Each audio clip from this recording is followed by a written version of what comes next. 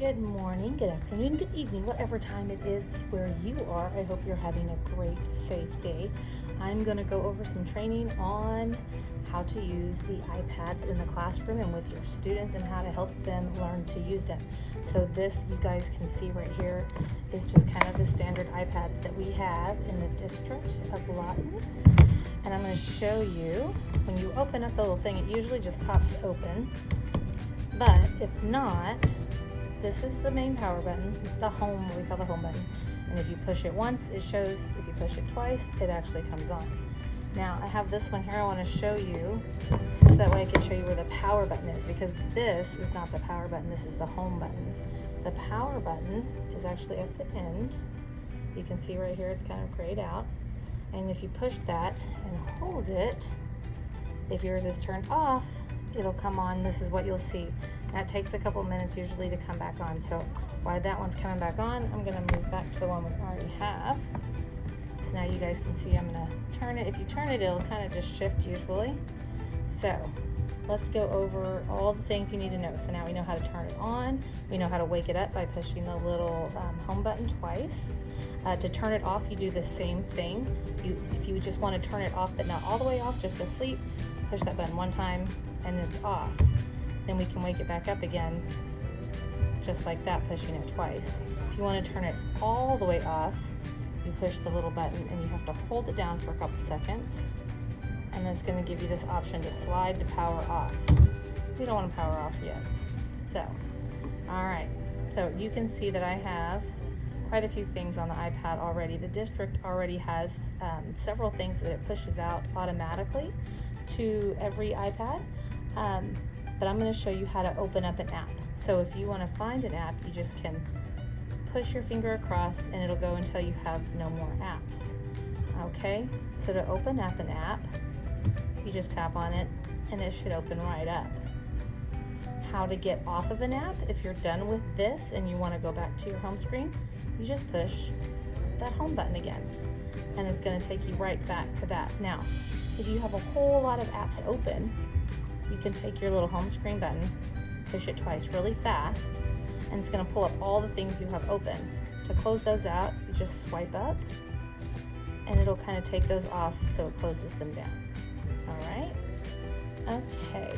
Now, if you want to download an app or put an app on that you don't see, then you need to find this here. This is called the self-service button. Everyone in our district has one. Once you click on that, it's going to bring up all the apps that the district has already approved or pushed out. Now, every school has different apps that they've been pushed to them because they have different things that each school uses. So if you have one at your school that you don't see on here, don't be alarmed. It may be already on yours, but not on mine. If you have an app that you want that you don't see on your self-help or self-service, then all you have to do is contact Evan Burris and let him know. And he can walk you through getting that put on your iPad.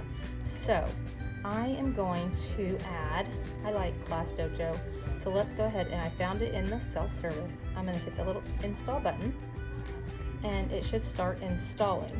Once you see that starting, you can't open it quite yet, it's got a download, but when you go onto your other screen, it's going to start putting that on there. Now, very important thing that you need to know before you can do any of this is to make sure you have Wi-Fi. So, to get Wi-Fi, you need to go find your settings button. And you can see here I have Wi-Fi, and I have it set on LPS staff. For students, it's most likely going to be on the LPS WSTD. Okay? Now, you can do that without checking your settings. You can look up here in the corner and it shows you how much battery you have and if you have Wi-Fi.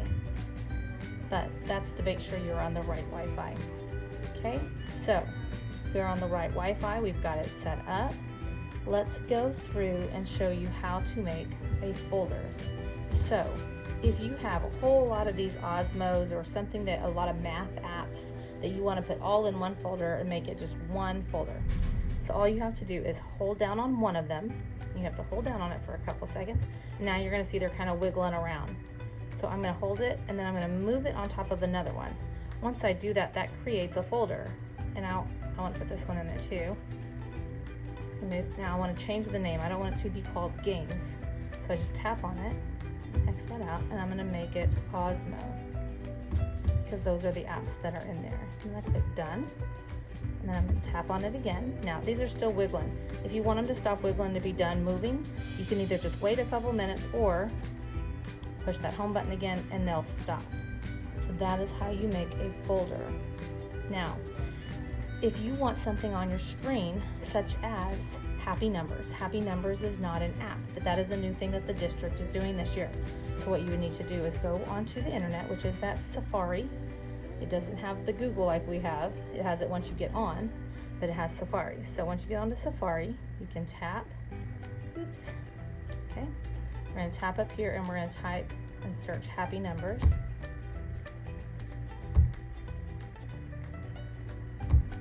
Click the Go button. Pretty sure this is the one I want, so I'm going to open that one. And make sure. Okay, so now we're on Happy Numbers, the login page. I would like to make this, and it looks like an app on my screen. So what I'm going to do is I'm going to click that little uploady looking button. And then you've got some different choices here. You can add bookmarks, add to favorites, you can copy, open in news, add to home screen. That's what I want to do. I'm going to add it to home screen. So it's going to make sure that's what you want. I'm going to say click add. Now I have Happy Numbers on my home screen. So when I click on Happy Numbers on here, it's going to take me to that. So that way the kids don't have to get on and have to search for a site that you want them to get on, even though it doesn't have an app. That is how you add those to your home screen. Okay, now another great thing about the iPads is what's called guided access. Guided access is where if you want them to stay in just one app the whole time they're working and not go searching through, get on the internet and do other things, you can do that by doing guided access. So you can go to guided access by finding the settings. You can see it's down here too, because that was one of the last things I used.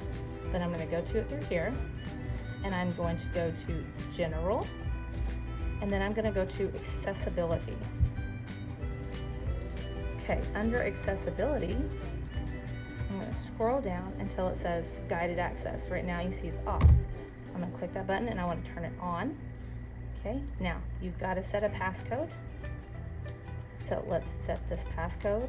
I'm going to do 1, 2, 3, 4. 1, 2, 3, 4. And, oh, they didn't match. 1, 2, 3, 4. Let's try again. 1, 2, 3, 4. All right, now they match. I must have hit something. Big fingers. All right, so now I have guided access on, so I can get out of my settings, push the home button.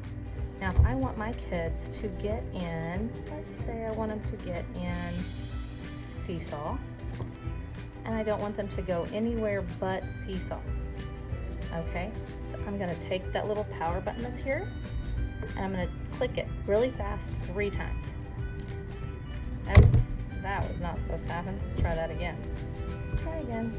Okay, let me do it right. I'm trying to show you.